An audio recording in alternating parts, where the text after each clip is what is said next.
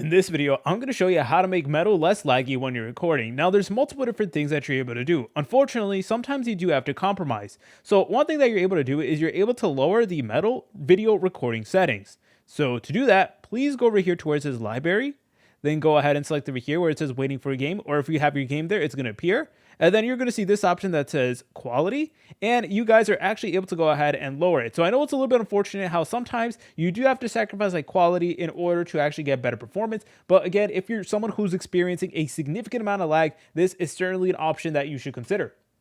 And then over here, you guys can even select on custom and you can lower the settings to your liking.